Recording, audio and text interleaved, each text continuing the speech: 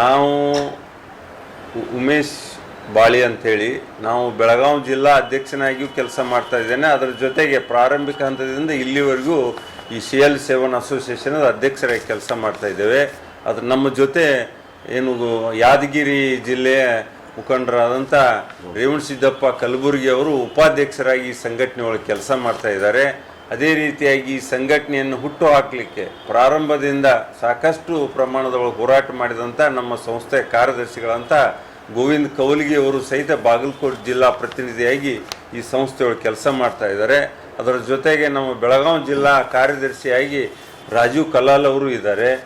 So ನಮ್ಮ ಆನಂದ್ ಹಟ್ಟಿ ಅವರು ಇದ್ದಾರೆ. ಈ ನಮ್ಮ ಎಲ್ಲ ಸಂಘಟನೆಯವರು ಇಡೀ ರಾಜ್ಯಾದ್ಯಂತ ಇವತ್ತು ಒಂದು ಈ ಸಂದರ್ಭದೊಳಗೆ ನಾವು ಕುಲಂಕುಷವಾಗಿ ನಮ್ಮ ಹೋಟೆಲ್ನ ಬಂದ್ ಮಾಡಬೇಕು ಬೇಡ ಅನ್ನುವಂಥ ಚಿಂತನೆ ಮಂತ ನಡೆದಾಗ ಎಲ್ಲ ಹೋಟೆಲ್ ಉದ್ಯಮದಾರರು ಇಲ್ಲ ನಾವು ಬಂದು ಕರೆ ಕೊಡೋದು ಬೇಡ, ನಾವು ಹೈಯೆಸ್ಟ್ ಲೈಸೆನ್ಸ್ ಫೀ ಕಟ್ಟಿರ್ತೇವೆ, ಹೀಗಾಗಿ ನಮಗೆ ಭಾಳ ತೊಂದರೆಯನ್ನು ಅನುಭವಿಸ್ಬೇಕಾಗ್ತದೆ. ಸೊ ಅದನ್ನು ನಾವು ಈ ಸಂದರ್ಭದೊಳಗೆ ಯಾರದೇ ಮಾತಿಗೆ ಕಿವಿಗೆ ಹೊಡೆದೇ ನಮ್ಮ ಉದ್ಯಮವನ್ನು ಪ್ರಾರಂಭದೊಳಗೆ ಇಡೋಣ ಅನ್ನುವಂಥ ಮಾತನ್ನು ಸ್ಪಷ್ಟವಾಗಿ ಎಲ್ಲರೂ ತಿಳಿಸಿದೆ. ನಾವು ನಮ್ಮ ಕರ್ನಾಟಕ ರಾಜ್ಯದಲ್ಲಿ ಪ್ರವಾಸೋದ್ಯಮ ಇಲಾಖೆಯಿಂದ ಅನುಮತಿ ಪಡೆದು ವಿಶೇಷವಾಗಿ ಪ್ರವಾಸಿಗರ ಅನುಕೂಲತೆ ದೃಷ್ಟಿಯಿಂದ ಅವರ ವಸತಿ, ಊಟ, ಉಪಚಾರ ಹಾಗೂ ಅವರಿಗೆ ವಾಹನದ ಸೌಲಭ್ಯಗಳನ್ನು ನೀಡಲು ಸರ್ಕಾರದ ಅನುಮೋದನೆಯನ್ನು ಪಡೆದು ಅದರ ಜೊತೆಗೆ ಅಬಕಾರಿ ಇಲಾಖೆಯಲ್ಲಿಯೂ ಸಹಿತ ಒಂದು ಸನ್ನದ CL7 ಅನ್ನುವಂಥ ಒಂದು ಸನ್ನದವನ್ನು ಪಡೆದು ಇಡೀ ರಾಜ್ಯದಾದ್ಯಂತ 2000ಕ್ಕಿಂತ ಹೆಚ್ಚು ಹೋಟೆಲ್ಗಳು ಈಗ ಕೆಲಸ ಮಾಡ್ತಾ ಇದ್ದಾವೆ.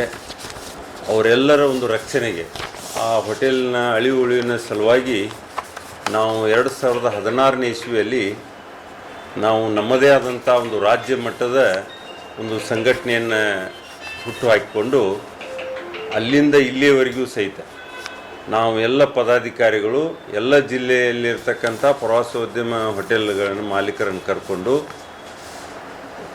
ಈ ಹೋಟೆಲ್ಗಳ ಅಭಿವೃದ್ಧಿಗಾಗಿ ಅಥವಾ ನಾವು ಎದುರಿಸುತ್ತಿರುವಂಥ ಸಮಸ್ಯೆಗಳ ಬಗ್ಗೆ ಸರ್ಕಾರದ ಗಮನವನ್ನು ಸೆಳೆದು ಹೆಚ್ಚಿನ ಅನುಕೂಲತೆಗಳನ್ನು ಪಡಿಬೇಕನ್ನುವಂಥ ನಿಟ್ಟಿನೊಳಗೆ ಕೆಲಸ ಮಾಡ್ತಾ ಇದ್ದೇವೆ. ಕೋವಿಡ್ ಸಂದರ್ಭದಲ್ಲಿಯೂ ಸಹಿತ ಸಾಕಷ್ಟು 2-3 ವರ್ಷಗಳ ಕಾಲ ಈ ನಾವು ಏನು ಹೆಚ್ಚಿನ ಒಂದು ಬಂಡವಾಳವನ್ನು ಹೂಡಿಕೆ ಮಾಡಿ ಸಾಕಷ್ಟು ಬ್ಯಾಂಕುಗಳಿಂದ ಸಾಲವನ್ನು ಪಡೆದು ಬಡ್ಡಿ ಕಟ್ಟಲಾರದಂಥ ನೌಕರಿಗೆ ಪಗಾರ ವಿನಿಯೋಗ ಮಾಡುವಂಥ ಪರಿಸ್ಥಿತಿ, ಇವತ್ತು current bill, GST, income tax ಇರ್ಬೋದು, ಟ್ರೇಡ್ ಲೈಸೆನ್ಸ್ ಇರ್ಬೋದು, ಪ್ರಾಪರ್ಟಿ ಅಸೆಟ್ಸ್ ಟ್ಯಾಕ್ಸ್ ಇರ್ಬೋದು, ಇವು ಯಾವುದು ಕಟ್ಟಲ್ಲಂಥ ಪರಿಸ್ಥಿತಿಯನ್ನು ಎದುರಿಸಿದ್ದೇವೆ. ಮುಂದೆ ಏನೋ ಒಂದು ಸರ್ಕಾರದ ಪ್ರತಿಯೊಬ್ಬರ ಮುಖ್ಯಮಂತ್ರಿಗಳಿಗಾಗಲಿ, ಅಬಕಾರಿ ಮಂತ್ರಿಗಳಿಗೆ, ಪ್ರವಾಸೋದ್ಯಮ ಇಲಾಖೆ ಮಂತ್ರಿಗಳಿಗೆ ನಮ್ಮ ಮನವಿಯನ್ನು ನೀಡುತ್ತಾ ಇಲ್ಲಿವರೆಗೂ ಸಹಿತ ನಾವು ಉಳಿಸ್ಕೊಂಡು ಬೆಳೆಸ್ಕೊಂಡು ಬಂದಿದ್ದೇವೆ. ಇವತ್ತಿನ ಪರಿಸ್ಥಿತಿ ಒಳಗೆ ಸುಮಾರು ಒಂದು 15 ದಿವಸಗಳ ಕಾಲ ನಾವು ನೋಡ್ತಾ ಇದ್ದೇವೆ.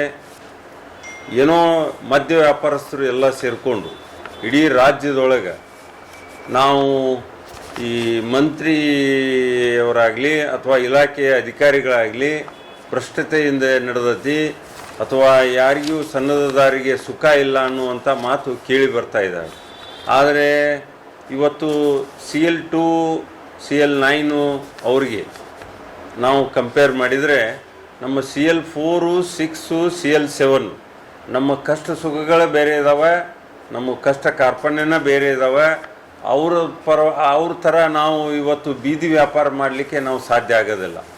ನಾವು ನಮ್ಮ ಹೋಟೆಲ್ಗಳನ್ನು ಅಚ್ಚುಕಟ್ಟಾಗಿ ಇಟ್ಟುಕೊಂಡು ರೂಮ್ ವಸತಿಗಳನ್ನು ನೀಡಿ ಇವತ್ತು ಪ್ರವಾಸಿಗರಿಗೆ ವಿಶೇಷವಾದಂಥ ವಾಹನ ಸೌಲಭ್ಯ, ಈಜುಕೊಳ ಅಥವಾ ಮತ್ತೊಂದು ಈ ಥರ ನಾವು ಗೈಡ್ ಮಾಡ್ತಾ ನಾವು ಹೋಟೆಲ್ಗಳನ್ನು ಉಳಿಸಿದ್ದೇವೆ. ಹೀಗಾಗಿ ನಮಗೆ ನಮ್ಮ ಸಮಸ್ಯೆಗಳೇ ಬೇರೆ, ಅವ್ರ ಸಮಸ್ಯೆಗಳೇ ಬೇರೆ. ಅವರು ಇವತ್ತು ನಮ್ಮ ಅಸೋಸಿಯೇಷನ್ ಇದ್ದರೂ ಸಹಿತ ನಮ್ಮನ್ನು ಯಾರೂ ಗಣನೆಗೆ ತೆಗೆದುಕೊಳ್ಳದೇ ಅವರು ಇದೇ ತಿಂಗಳು 20ನೇ ತಾರೀಕಿನಿಂದ ನಮ್ಮ ಸನ್ನದ್ಧದಾರೆಲ್ಲ ನಾವು ಮದ್ಯದ ಅಂಗಡಿಗಳನ್ನು ಬಂದ್ ಮಾಡ್ತೇವೆ ಅನ್ನುವಂಥ ವಾತಾವರಣ ಸೃಷ್ಟಿ ಮಾಡಿದ್ದಾರೆ. ನಮ್ಮದು ಮದ್ಯದ ಅಂಗಡಿಗಳಲ್ಲ, ನಮ್ಮ CL licence holders, 7 licence holders ನಾವು ಮದ್ಯದ ಅಂಗಡಿಗಳಲ್ಲ. ನಮ್ಮ ಹೋಟೆಲ್ ಉದ್ಯಮ ನಮ್ಮದು, ಇದೊಂದು ಇಂಡಸ್ಟ್ರಿ, ಹೋಟೆಲ್ ಇಂಡಸ್ಟ್ರಿ. ಸೊ ಹೀಗಾಗಿ ನಾವು ಮದ್ಯದ ಅಂಗಡಿ ಅನ್ನುವಂಥ ಮಾತನ್ನು ಇಲ್ಲಿ ಮಾತನಾಡೋದಿಲ್ಲ ಮತ್ತು ಅದಕ್ಕೆ ನಾವು ಸ್ಪಂದಿಸೋದಿಲ್ಲ. ನಮ್ಮದು ಏನಾದರೂ ಹೋರಾಟ ಇದ್ದರೆ ಕೇಂದ್ರ ಸರ್ಕಾರ, ರಾಜ್ಯ ಸರ್ಕಾರದ ಉನ್ನತ ಮಟ್ಟದಲ್ಲಿ ನಾವು ಸಹಾಯ ಸಹಕಾರವನ್ನು ಬೇಡ್ತೇವೆ. ಅದು ಸಬ್ಸಿಡಿ ಇರ್ಬೋದು, ಟ್ಯಾಕ್ಸೇಷನ್ ಫ್ರೀ ಇರ್ಬೋದು, ವಾಟರ್ ಟ್ಯಾಕ್ಸ್ ಇರ್ಬೋದು, ವಿದ್ಯುತ್ ಬಿಲ್ ಇರ್ಬೋದು, GST ಕರ ಇರ್ಬೋದು, ವೆಲ್ತ್ ಟ್ಯಾಕ್ಸ್ ಇರ್ಬೋದು, ಇವತ್ತು ನಮ್ಮ ಪ್ರಾಪರ್ಟಿ ಟ್ಯಾಕ್ಸ್ ಇರ್ಬೋದು, ಇವುಗಳನ್ನು ವೇವ್ ಆಫ್ ಮಾಡಬೇಕನ್ನುವಂಥ ಬೇಡಿಕೆ ನಿರಂತರವಾಗಿ ಐತಿ. ಅದರ ಜೊತೆಗೆ ನಮ್ಮದೇನು ಇವತ್ತು ಮಧ್ಯದೊಳಗೆ 10% ಮಾರ್ಜಿನ್ ಅಮೌಂಟ್ ಏನು ಸಿಗ್ತಾ ಇದೆ, ಅದನ್ನು ನಾವು 20% ನಾವು ಏರಿಕೆ ಮಾಡಬೇಕನ್ನುವಂಥ ಮನವಿಯನ್ನು ಸಹಿತ ನಾವು ಈಗಾಗಲೇ ಅಬಕಾರಿ ಸಚಿವರಾದಂಥ ತಿಮ್ಮಾಪುರ್ ಸಾಹೇಬರಿಗೆ, ಮುಖ್ಯಮಂತ್ರಿ ಸಿದ್ದರಾಮಯ್ಯ ಸಾಹೇಬರಿಗೆ, ಅದರ ಜೊತೆಗೆ ಮುಖ್ಯ ಕಾರ್ಯದರ್ಶಿಯವರಿಗೂ ಸಹಿತ ಶಾಲಿನಿ ರಜನೀಶ್ ಅವರಿಗೆ ನಾವು ಮನವಿಯನ್ನು ಮಾಡಿಕೊಂಡಿದ್ದೇವೆ. ಅದರ ಜೊತೆಗೆ ಪ್ರವಾಸೋದ್ಯಮ ಅಭಿವೃದ್ಧಿ ಆಗಬೇಕು, ಇಡೀ ರಾಜ್ಯ ಪ್ರವಾಸಿಗರ ಅನುಕೂಲತೆ ದೃಷ್ಟಿಯಿಂದ ದೊಡ್ಡದಾಗಿ ಬೆಳಿಬೇಕನ್ನುವಂಥ HK ಪಾಟೀಲ್ರ ಕನಸು ಏನಿದೆ, ಆ ಕನಸಿಗೆ ನಾವು ಸ್ಪಂದಿಸಿ ನಾವು CL7 ಹೋಟೆಲ್ದಾರರು ಕೆಲಸ ಮಾಡ್ತಾ ಇದ್ದೇವೆ. ಹೀಗಾಗಿ ನಾವು ಯಾರದೇ ಸಣ್ಣ ಸಣ್ಣ ಮಾತುಗಳಿಗೆ ನಾವು ಕಿವಿಗೊಡದೆ ನಮ್ಮದೇ ಆದಂಥ ಒಂದು ಒಳ್ಳೆಯ ಪದ್ಧತಿಯಿಂದ ವ್ಯಾಪಾರ ಉದ್ಯಮಗಳನ್ನು ಮಾಡಿ ಈ ಸಂಘಟನೆಯನ್ನು ಇನ್ನೂ ಹೆಚ್ಚು ಬಲಿಷ್ಠಗೊಳಿಸಿ ನಾವು ಸರ್ಕಾರದ ಜೊತೆ ಅನ್ಯೋನ್ಯವಾದಂಥ ಸಂಬಂಧವನ್ನು ಇಟ್ಟುಕೊಳ್ಳಿಕ್ಕೆ ನಾವು ಪ್ರಯತ್ನ ಮಾಡುವಂಥ ಕೆಲಸವನ್ನು ನಾವು ಈಗ ನಮ್ಮ ಇಡೀ ಸಂಘಟನೆಯವರು ಮಾಡ್ತಾ ಇದ್ದೇವೆ ಅನ್ನುವಂಥ ಮಾತನ್ನು ಈ ಸಂದರ್ಭದಲ್ಲಿ ಸ್ಪಷ್ಟವಾಗಿ ನಾವು ತಿಳಿಸ್ತೇವೆ.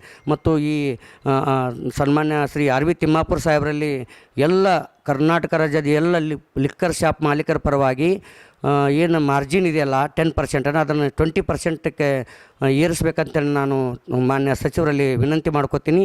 ಇನ್ನು ತಿಮ್ಮಾಪುರ ಸಾಹೇಬ್ರ ಬಗ್ಗೆ ಆಗಲಿ ಸರ್ಕಾರ ಬಗ್ಗೆ ಏನು ತಾವು ಭ್ರಷ್ಟಾಚಾರ ಆರೋಪ ಮಾಡಿರಿ, ಆ ಆರೋಪ ಸತ್ಯಕ್ಕೆ ಸುಳ್ಳಾದದ್ದು. ಯಾಕಂದರೆ ನಿಮಗೆ ಆರೋಪ ಮಾಡುವಂಥ ಈ ಏನು ಸರ್ಕಾರ ವಿರುದ್ಧ ನೀವೇನು ಆರೋಪ ಮಾಡಿರಿ, ನಿಮ್ಗೆ ಎಲ್ಲಿಂದ ಸುಟ್ಕೇಸ್ ಬಂತು, ಯಾರಿಂದ ಸುಟ್ಕೇಸ್ ಬಂತು, ತಾವು ಅದನ್ನು ಸ್ಪಷ್ಟಪಡಿಸಬೇಕು.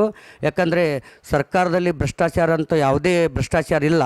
ನೀವು 700 ಕೋಟಿ ಭ್ರಷ್ಟಾಚಾರ ನಡೆದಿದೆ ಅಂತೇಳಿ ಕಂಪ್ಲೇಂಟ್ ಮಾಡಿದ್ದಾರೆ ರಾಜ್ಯಪಾಲರ ಹತ್ರ. ಅದು ಸತ್ಯಕ್ಕೆ ಸುಳ್ಳಾದದ್ದು ಅಂಥೇಳಿ ನಾನು ಈ ಮೂಲಕ ನಿಮ್ಮಲ್ಲಿ ಕೇಳ್ಕೊಳ್ಳೋದಿಷ್ಟೇ. ಅದನ್ನು ಆ ಆದೇಶ ತಾವೇನು ಈ ಭ್ರಷ್ಟಾಚಾರ ಏನು ಆರೋಪ ಮಾಡಿರಲ್ಲ ಅದನ್ನು ಹಿಂಪಡಿಬೇಕು.